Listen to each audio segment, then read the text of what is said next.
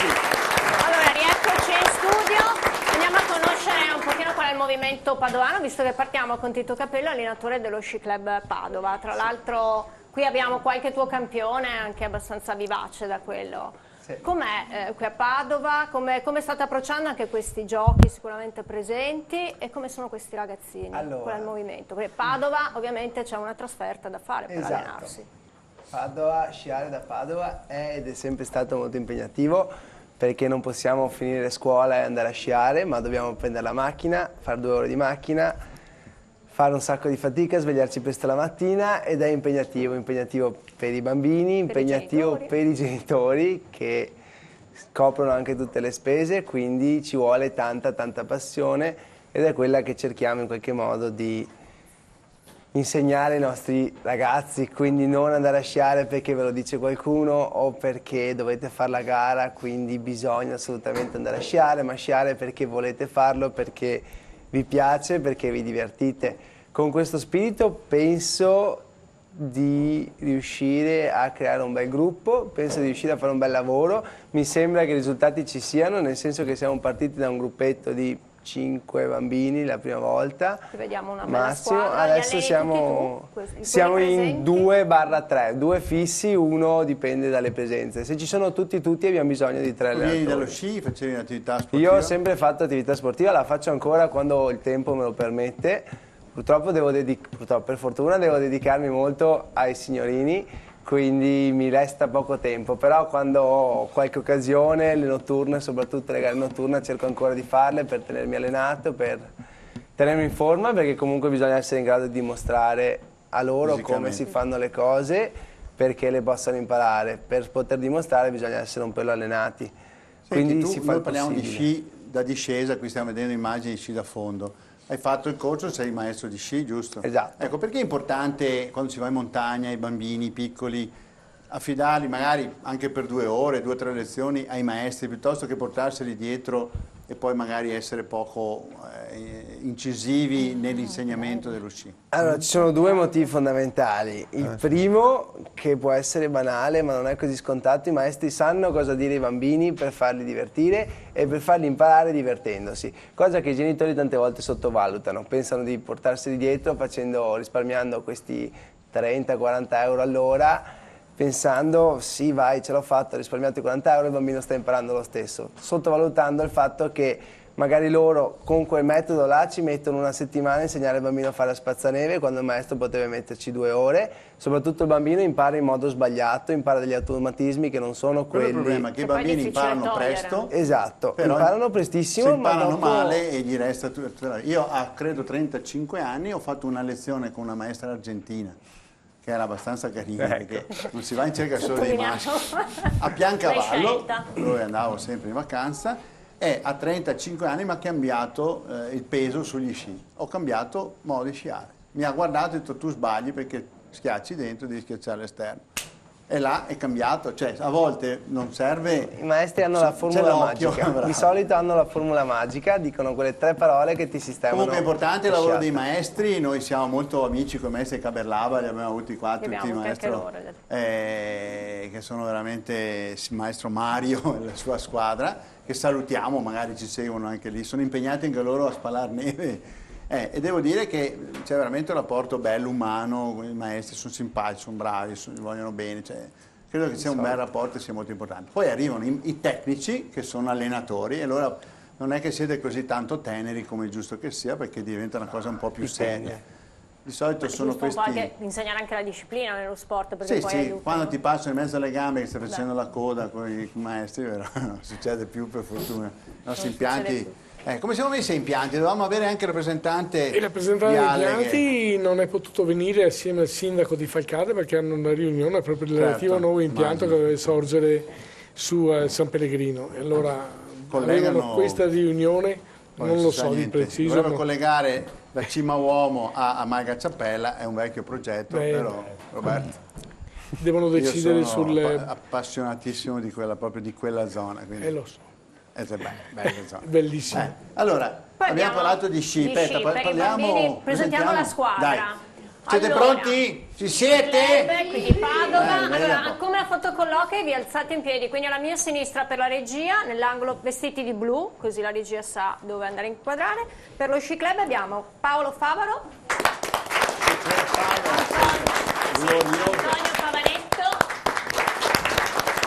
Pietro Pavanetto, Con la T di Pietro, Filippo Fabian, Bravo. Galimer Maldonado, Gianluca Nichetti, Bravo.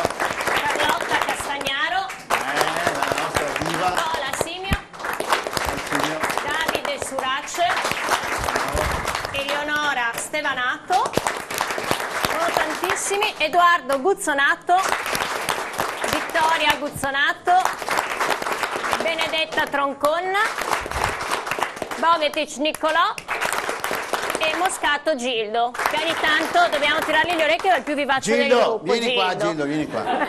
Vieni qua che stai con me, che io e te andiamo Fai d'accordo. compagnia, Gildo. Gildo, stai qua. Allora, ma siete tutti atleti voi, fate le gare? Sì, dammi un microfono, vai a prendere quel microfono là, Gildo. Lo vedi? Quello. Quel microfono lì, Gildo, Quello che sembra così... un gelato, lo chiamano gelato. Siete tutti, parla tu, io ce l'ho già. Siete tutti atleti qua, siete tutti, fate gare. Quanti anni hai anche, Gildo? Quanti anni hai? 6. 6 anni, hai iniziato a sciare, quanti anni avevi? Tienilo vicino al microfono, se no non ti sento. 6. Quindi, Hai l'altra appena iniziato, settimana. ma hai già fatto qualche gara o sono le prime? Questa esperienza che andrei a fare in Aspetta, andiamo un prossimi po' più giorni. avanti. Non parla più, cioè prima... Vedi, è un modo perfetto per farli stare tranquilli. Tu stai qua, va bene? Mi tieni il microfono, non serve. Quando vuoi dire qualcosa puoi dirla. Allora, abbiamo presentato uno sci club, ma abbiamo anche un altro sci club. Siccome non abbiamo accompagnatori dello sci club, forse abbiamo qualche genitore. Se c'è qualche genitore li presentiamo presentiamo subito. anche loro, dai allora, ragazzi. partiamo da in alto con Eleonora Poletto, Giulia Castagna, Federico Ceccarello, Giorgio Ceccarello, Francesca Meneghetti, Filippo Zanovello, Emma Meneghetti, piccolissima, e Simone Scarabottolo. Bravi. Emma, quanti anni hai? Vieni qua, vai. Emma. O vieni qui, Emma, che così è piccolissima, Il Emma. microfono. Quanti anni hai? 7 e mezzo. 7 anni insomma, e mezzo, è vieni piccolina, qua. ci Stai inganna. qua. Ma qual è la vostra specialità? Discesa libera, slalom, gigante, misto? Discesa libera. Mannaggia, c'è la serie pista, così fai pista e pista e via.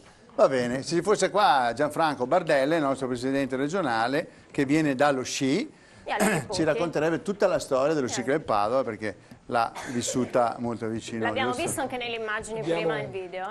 Prepareremo il nuovo libro dei 70 anni, 2016 sono 70 anni dello Sci Club Padova e sarà pronto il libro. Come che ricordo ha fatto avuto anche grandi... 45 anni abbiamo Ha fatto. avuto grandi campioni, magari da piccoli, per esempio mi viene in mente Riccardo Patrese, che ha vinto il trofeo Topolino.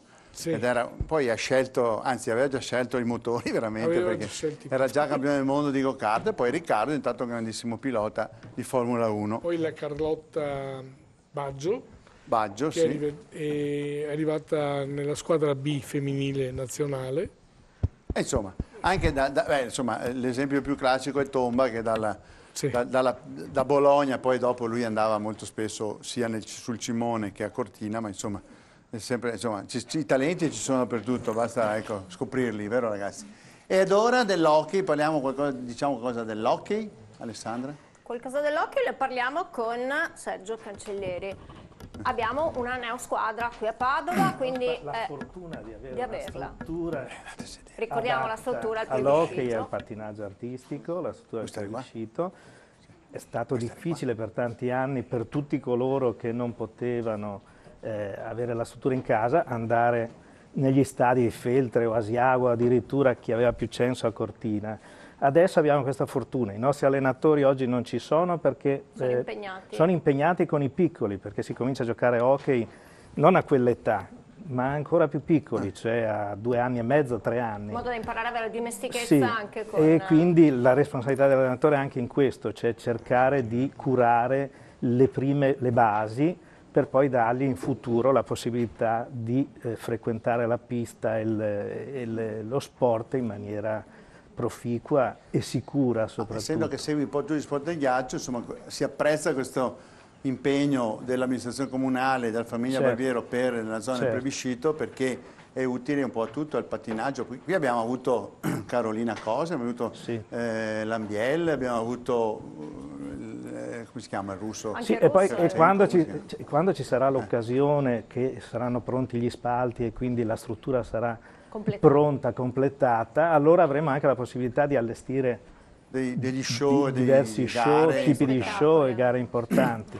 Per quanto riguarda poi questi campionati studenteschi, ho vissuto un'esperienza ancora dell'Alpe Adria. Abbiamo immagini di hockey, regia, se vogliamo approfittarne, finché parliamo di hockey così. Sì, queste occasioni per i ragazzi sono storiche e bellissime, le ricorderanno tutta la vita, perché c'è una partecipazione locale ma anche di tante persone che non hanno mai seguito questi sport e che li apprendono e che ai quali partecipano fattivamente.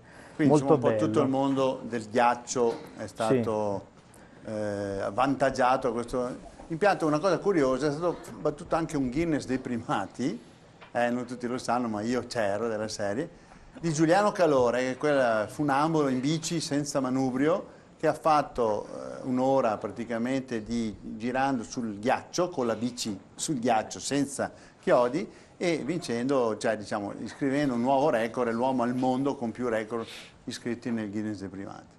Io ce l'ho come speaker, 25 ore di speaker continuate, ma lui ce li ha veramente sportivi. Ecco, ma allora si comincia da 3 anni, si finisce a fare gli allenatori. Sì. Chi abbiamo? Abbiamo Dario Fabian, che è il direttore sportivo del sempre Sci Club Padova, però in serio, per il movimento tra l'altro credo ci sia anche tuo figlio nel pubblico, prima abbiamo Filippo, giusto? Esatto, Filippo. Noi come Sci Club Padova abbiamo lo spirito principale, è quello di divertirsi.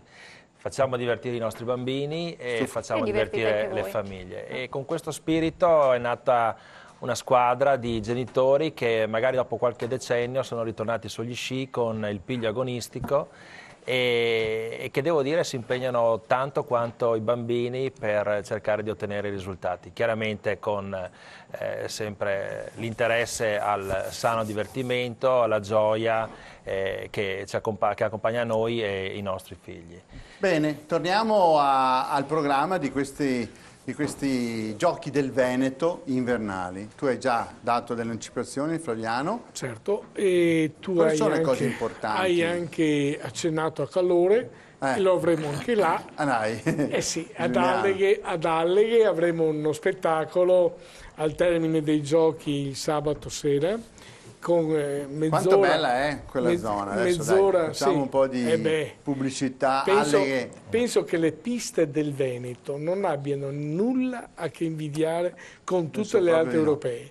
Io le ho viste un po' tutte, dalla Francia all'Austria, ma la zona nostra del Civetta, Falcade, Cima Uomo, il Valles, San Pellegrino. Senza contare poi la nostra cortina. Siamo alti perché il rifugio all'arrivo del Col Margherita 2006-2008, quindi non è che siamo proprio bassi. Se proprio uno vuole esagerare va in Marmolada, si fa Marmolada Fedaia, che ricorda la più lunga pista da discesa d'Europa, non so se del mondo, perché si parla di 12 km, quindi. E da lì parti, insomma. Abbiamo 2 piste da fondo, perché una è su a Passo San Pellegrino e una giù la piana di Falcade. E poi c'è tutto questo mondo che magari non viene sempre molto considerato, ma sicuramente molto per il fondo, che è l'altopiano d'Asiago. Parlavamo dei cimbri, sono uno stimatore della birra cimbra, non so se è la stessa cosa, però la fanno a Asiago, ma insomma ci sono insomma, è un po'